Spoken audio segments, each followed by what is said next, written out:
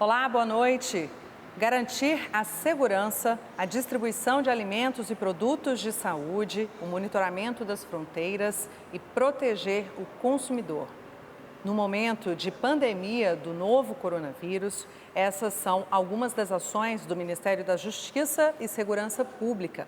E para detalhar essas medidas, eu converso aqui no Brasil em Pauta com o ministro Sérgio Moro, aqui no Palácio do Planalto, onde estão sendo tomadas todas as medidas de enfrentamento à Covid-19.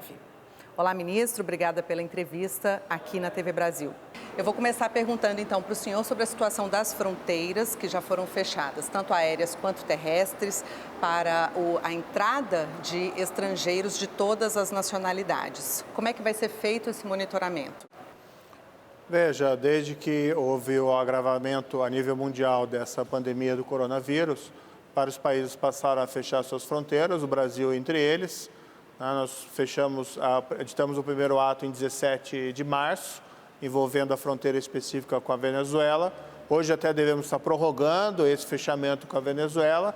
E hoje nós temos portos, aeroportos e as fronteiras terrestres fechadas, as fronteiras aos estrangeiros, salvo algumas exceções bastante específicas, por exemplo, o estrangeiro com filho brasileiro, ou o estrangeiro que já tem autorização de residência no Brasil, o estrangeiro cujo haja um interesse público do Brasil em trazê-lo, às vezes até para combater a própria pandemia. Então, existem essas situações excepcionais. Tudo isso para tentar diminuir os riscos de disseminação aí do coronavírus. Em relação aos aeroportos e os portos, o controle é facilitado, já que é uma via mais clara de chegada. Em relação às fronteiras terrestres, depende muito do terreno. Quando existe ponte, é mais simples de controlar. Quando a fronteira é terrestre, está havendo um controle maior. Evidentemente, nenhum controle aqui é absoluto, dado o tamanho das nossas fronteiras. Mas as forças de segurança pública estão trabalhando para que a ordem seja estritamente cumprida. Ministro, agora a gente vai falar um pouquinho sobre os presídios. Já existe algum caso confirmado de algum detento com a confirmação de infecção? Não existe nenhum preso no Brasil comprovado a infecção do coronavírus. Existiam alguns casos suspeitos, nenhum deles foi confirmado. Dentro do cárcere não existe nenhuma notícia de preso que tenha sido infectado. Uma série de medidas profiláticas vem sendo tomadas pelo governo federal e pelos governos estaduais para reduzir esse risco, entre eles, por exemplo, a suspensão das visitas, a restrição das saídas temporárias, cuidados com os agentes penitenciários. No fundo, a gente vê no mundo inteiro o risco de infecção da população carcerária normalmente é diminuto em comparação com a população em geral.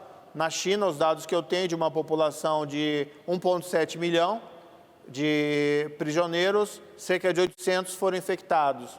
Na Itália, onde a pandemia talvez apresentou um dos cenários mais complexos, há registro de apenas 10 infectados. Então, até os presos pelo seu próprio isolamento estão até mais protegidos. Claro que ainda é uma população vulnerável, nem sempre as condições de higiene são ótimas dentro dos presídios, ao contrário. E é evidente que se surgir um agravamento, surgir uma situação que demande uma medida diferenciada, ela pode ser tomada. Agora, não há necessidade de nós anteciparmos e, por exemplo, como alguns defendem, colocarmos todos em liberdade, porque existem presos perigosos, existem presos que são importantes até por uma questão de justiça, mesmo o preso de colarinho branco. Então, se não há um risco à saúde, não tem necessidade de soltar antecipadamente. Em relação aos trabalhadores dos presídios, dos agentes penitenciários, está tendo algum reforço nos equipamentos, por exemplo, no envio de equipamentos de proteção para eles? Os agentes da segurança pública, entre eles os policiais penitenciários e os servidores em geral do serviço penitenciário, eles estão trabalhando com muita dedicação e afinco, é aquele tipo de serviço essencial que não pode ser obstaculizado, estão tendo uma postura de heroísmo, porque se expõe numa situação de risco ali. O DEPEN abriu licitação para aquisição de EPIs para os agentes, para distribuir inclusive para os estados. No sistema federal nós temos esses EPIs, claro que chega uma data em que eles irão acabar, mas nós estamos cuidando, seja através de meios próprios, seja juntamente com o Ministério da Saúde, tentando readquirir mais estoque para proteger os agentes de segurança e agentes prisionais. O Ministério também é responsável pela defesa do consumidor, por meio da Senacom, da Secretaria Nacional do Consumidor. A gente acompanha uma corrida das pessoas nas farmácias atrás de equipamentos, né, de limpeza, de segurança, enfim.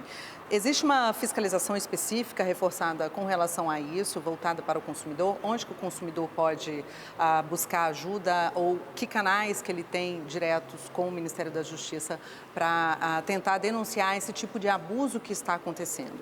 A pandemia tem gerado reflexos no mundo inteiro, em vários setores, entre eles as relações de consumo.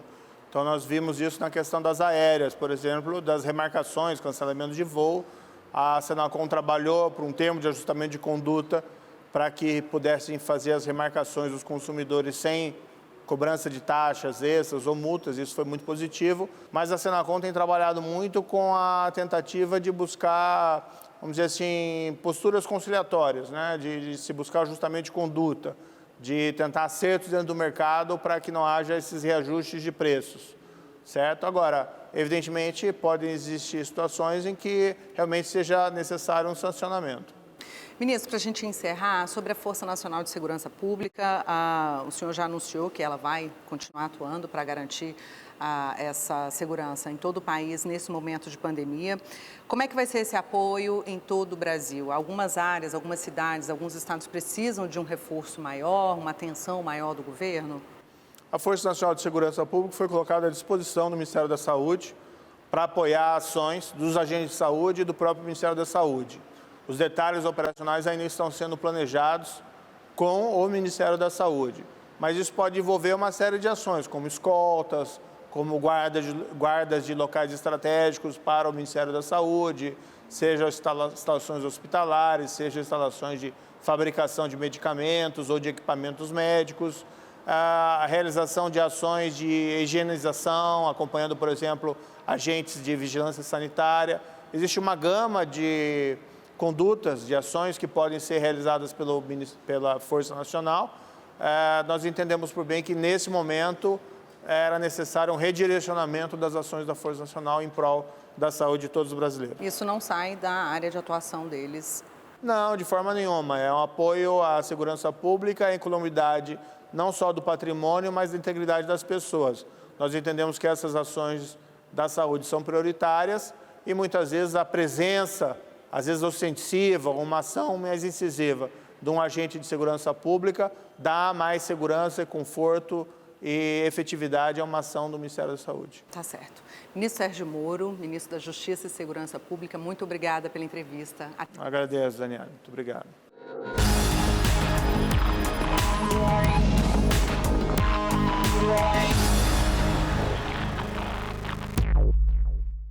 Olá, neste bloco do Brasil em Pauta, seguimos mostrando as ações de enfrentamento do governo federal ao novo coronavírus. Como o isolamento social atingiu estudantes de todo o país por causa da suspensão de aulas, eu converso agora com o ministro da Educação, Abraham Weintraub, sobre medidas em andamento para o setor educacional. Vamos começar falando sobre a medida provisória para a educação básica, que mantém a carga horária mínima de aulas neste ano, mas desobriga o cumprimento dos 200 dias letivos. Como vai funcionar? O Brasil é como se fosse um continente. O tamanho do Brasil é o tamanho da Europa. E você vê que na Europa a dispersão da doença foi muito diferente de Portugal, Espanha, Letônia, Dinamarca, França, Itália. Mesmo dentro da Itália foi muito diferente lá em Milão, no norte, da Sicília ou da Calábria, que fica no sul. O que nós estamos passando para os secretários municipais e estaduais de educação? Primeiro, as informações. Está pronto o mapa da dispersão da doença pelos municípios. E aí eles têm a decisão de como e quando retomar as aulas. Então, essa medida provisória que o presidente assinou, é para dar a liberdade para que esse ano não seja perdido, eles consigam, da melhor forma, de acordo com a realidade do município, alterar as aulas para ter o ano preservado para as crianças. Com um detalhe, a carga horária está mantida. O que a gente flexibilizou são os dias de aula. Então, você pode ter dias com mais aulas para dar mais flexibilidade. E cada escola, seja ela pública ou particular, vai poder definir como e quando deve repor esses dias parados? Pública, particular, ensino superior, a gente está dando flexibilidade para o gestor na ponta decidir qual é a melhor alternativa para a realidade daquela região. Ministro, quem está conseguindo assistir aulas à distância, essas horas-aulas entram nessa carga mínima que a escola precisa cumprir? Sim, aí entra. Daí as medidas anteriores já deram equivalência. Quem está conseguindo ter aula à distância, está tendo preservada a carga horária. No Enem, o Ministério pretende ampliar neste ano os números de alunos que realizam a prova digital? Sim, esse é o primeiro ano que a gente vai fazer o Enem digital. E quando foi anunciado o Enem digital, eram 50 mil. Estamos ampliando já esse ano para 100 mil em todos os estados do Brasil. Vai ser voluntário, quem quiser faz. Ah, mas e se cair um meteoro no planeta Terra e destruir o planeta Terra? Vocês vão fazer o Enem? Evidentemente que a gente vai postergar o Enem. Mas nesse momento, não tem por que nós já falarmos em postergar o Enem. O Enem está mantido, o prazo está mantido, está todo mundo sofrendo em maior ou menor grau. Isso não está sendo fácil para ninguém. Então, não tem por que falarmos em adiar o Enem nesse momento. O governo acha que pode haver evasão escolar por causa da suspensão das aulas? O governo está pensando em campanhas ou algo que ajude a prevenir isso? Olha, o que acontece? Estamos pensando não só para essa situação que a gente está passando. Se você analisar, Gabriela, nos últimos 20 anos, esse é o quarto vírus que veio da Ásia, da China mais especificamente. Não é que veio, esse é o primeiro que veio. Foi o H1N1, a SARS, teve vários vírus, várias epidemias que vieram. Então essa é a quarta em 20 anos. Daqui a 5 ou 10 anos, vem outra.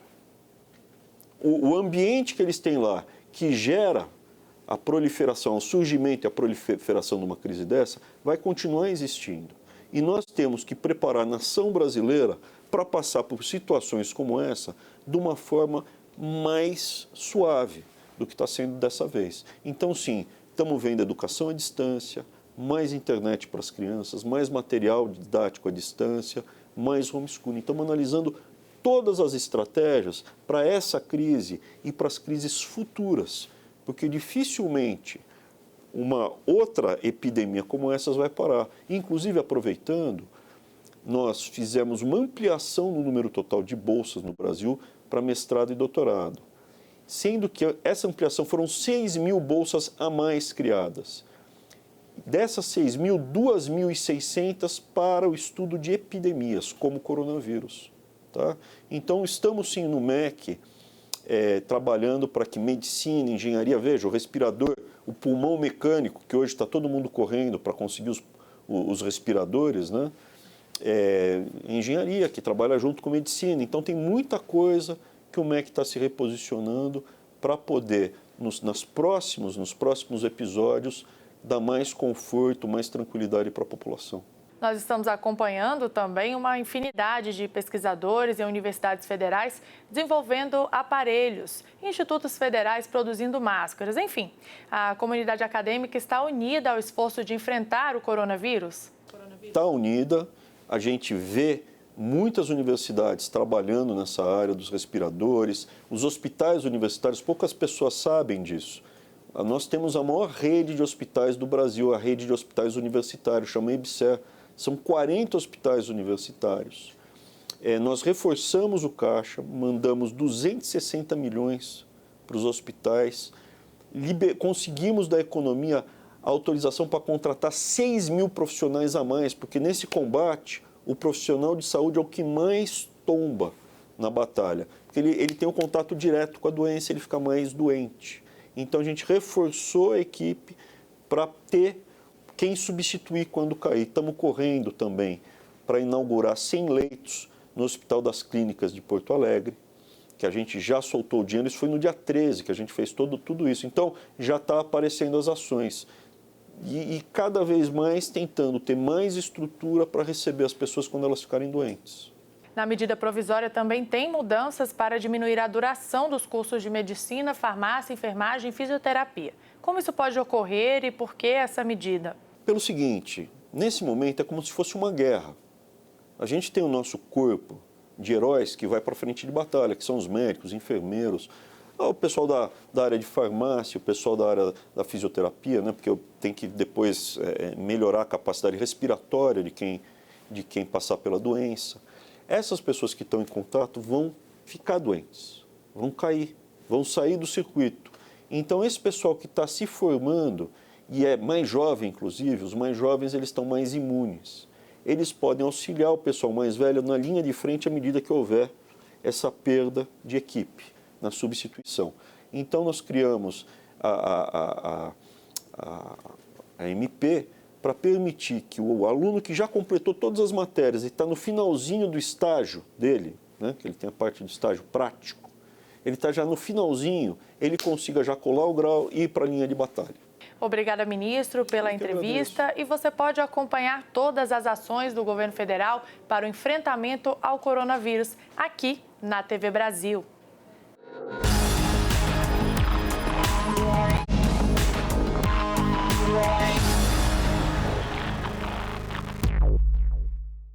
Neste bloco do Brasil em Pauta, seguimos falando sobre as ações do governo federal no enfrentamento ao novo coronavírus. E a minha entrevistada agora é a ministra da Mulher, da Família e dos Direitos Humanos, Damares Alves. Olá, ministra, obrigada pela entrevista. Obrigada por ter nos convidado. E temos muito para falar. Estamos cuidando dos mais vulneráveis. E todos eles estão lá na nossa pasta, né?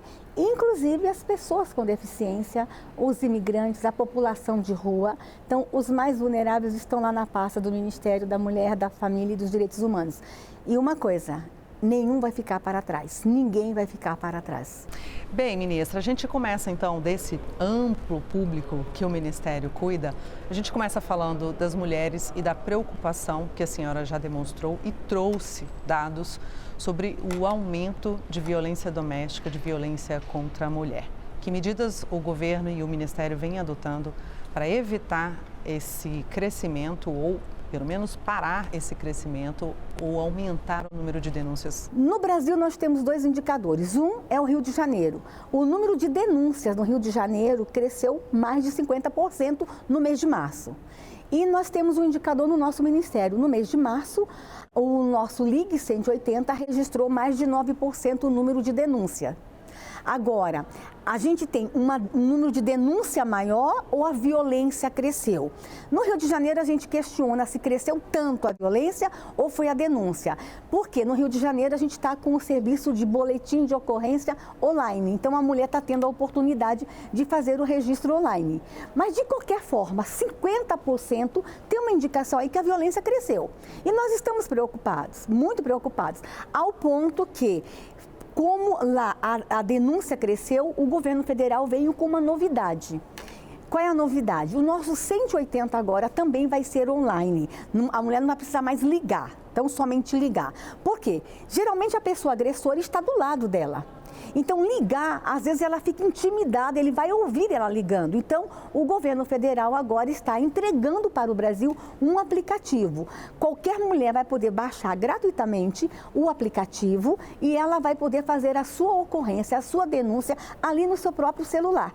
Então, ela vai poder fazer a sua denúncia e nosso aplicativo não vai ser só de violência contra a mulher. Qualquer tipo de violência, violação de direitos humanos, até o abuso sexual de criança, a exploração sexual de criança, a violência contra a comunidade LGBTI, povos tradicionais. Então, a mulher vai ter no aplicativo, a partir de segunda-feira, todo mundo vai poder baixar e vai fazer a denúncia e nós vamos receber e imediatamente. O compromisso do governo federal é que imediatamente essa denúncia vai ser acolhida e nós vamos dar um fluxo, nós vamos fazer o atendimento imediato. É dessa forma que o Ministério vem, neste momento de crise, acolher as mulheres. Nós não vamos admitir que a rede de proteção pare neste momento.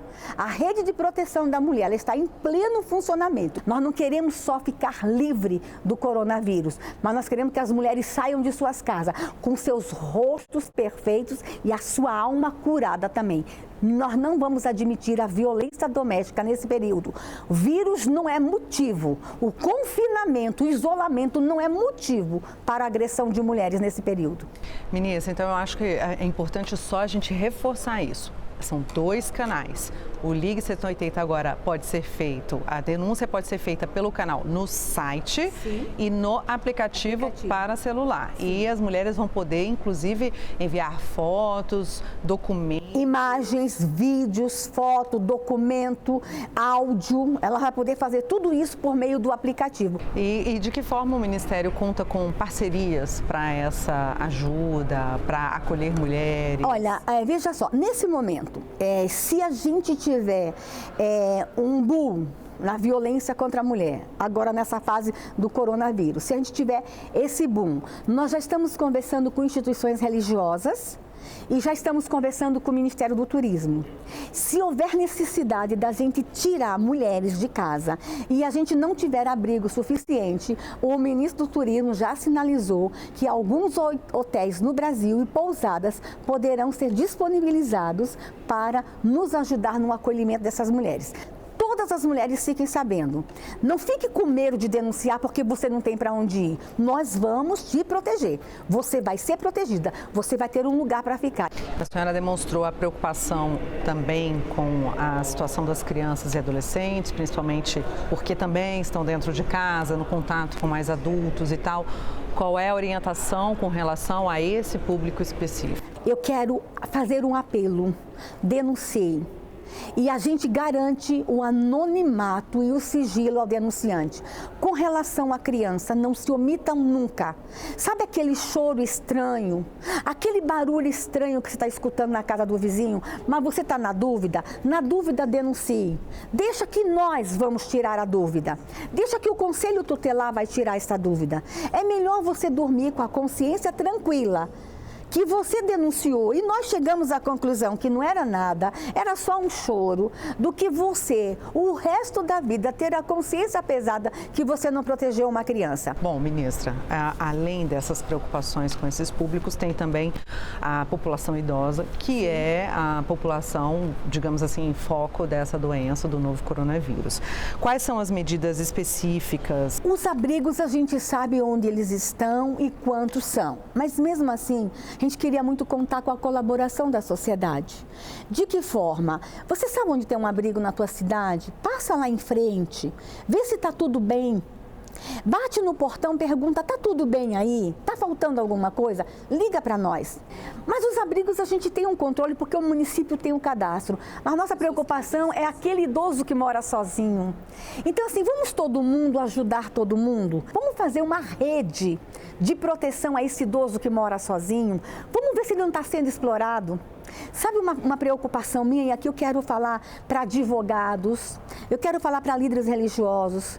Cuidado com alguns filhos espertinhos que estão neste momento pegando procuração de pai e mamãe, dizendo que como papai e mamãe não pode sair para ir no banco, pegando procuração de amplos poderes e antecipando herança, venda de bens. Atenção, donos de cartórios, cuidado com esse aumento enorme de procurações que começaram a surgir. Vamos todo mundo ter um olhar, uma atenção especial nesse momento. Não é só a violência física, a fome, a violência patrimonial também contra os idosos. Ministra Damares, muitos brasileiros estão tendo dificuldades para voltar por N questões de outros países, de retornar ao Brasil, mesmo com a ajuda do MRE, que tem intensificado bastante, né, esse apoio aos brasileiros fora. Mas também tem o apoio do Disque 100. Como é que funciona esse serviço Disque 100? Especificamente para os brasileiros que vivem fora do Brasil? Olha, o nosso Disque 100 está em 50 países, mas o nosso site está no mundo inteiro, tá? Então, brasileiros que estão em qualquer lugar do mundo podem falar conosco pelo site, mas podem falar conosco pelo Disque 100 em 50 países. Então, nós estamos em todos os lugares. De que forma? Nós não temos embaixada em todos os lugares do mundo. E não temos corpo consular em todas as cidades do mundo. Então, nós estamos apoiando o Ministério de Relações Exteriores. Pode entrar em contato conosco dizendo, estou em tal cidade, não consigo voltar, e aí a gente passa para o Itamaraty. Aquelas pessoas que o Itamaraty não conseguem ajudar, aí a gente entra com articulação com a sociedade civil. De que forma? Mora, por exemplo, na cidade de Milão. Por exemplo, Milão. O Itamaraty não consegue atender. Aí nós vamos buscar uma instituição lá em Milão, de preferência uma instituição brasileira que tem uma filial em Milão e que possa atender esta pessoa. O nosso ministério, Pátria Voluntária, com a primeira-dama, e o Ministério da Cidadania, nós vamos acolher os moradores de rua desse jeito. Não vai ficar ninguém na rua. Se cadastre na Pátria Voluntária. Porque nós sabemos, a população de rua é grande no Brasil, mas a tendência é aumentar. E o inverno está chegando. Então, nós vamos começar a semana que vem já, antes do inverno. E não só a população de rua, os que moram na rua, mas nós temos muita gente de rua que são dependentes químicos. Esses também nós vamos cuidar com parceria com as comunidades terapêuticas, com a cobertura da Secretaria Nacional Antidrogas. É uma ação em conjunta. Ministério da Cidadania foi uma semana inteira de muito trabalho. Só para eu entender, ministra, onde que essas pessoas vão ficar exatamente? Onde que elas vão ser acolhidas? Inúmeras instituições já estão se cadastrando. Já estamos fazendo contato individual com algumas grandes instituições, mas a semana que vem a gente vai fazer o chamamento público também. Ah, entendi. Bem, ministra, outro público que é cativo da senhora e também a senhora citou agora há pouco na divulgação do governo, são os povos tradicionais. Quais são as ações voltadas para esse público? Olha, primeiro são inúmeros povos tradicionais, né? Nesse momento, nós estamos assim com uma ação imediata com os ciganos, porque os ciganos estão em área urbana. A conversa direta está passando mal, as dicas de saúde, ir conversando com os prefeitos aonde tem acampamento para não faltar água e já começar a mandar kits de higiene para os acampamentos. E esse grupo já está cadastrado para o recebimento imediato das cestas básicas, tá? Para que eles não fiquem circulando nas ruas, porque o cigano trabalha muito com a venda ambulante, tá? Então nós vamos cuidar dos ciganos. Em parceria com a FUNAI, já estamos cuidando também dos índios. Nós vamos ajudar a FUNAI com o nosso orçamento, parte do nosso orçamento a gente vai reforçar o orçamento da FUNAI para as cestas básicas, para a alimentação, em parceria com a CONAB, na alimentação das crianças indígenas. Ministra Damares Alves, muito obrigada pela entrevista, parabéns pelo trabalho, obrigada pela entrevista aqui à TV Brasil. Obrigada. Se você quiser rever essa ou outras entrevistas, basta acessar o nosso canal no YouTube ou baixar o EBC Play. Obrigada pela companhia. O Brasil continua em pauta aqui na TV Brasil.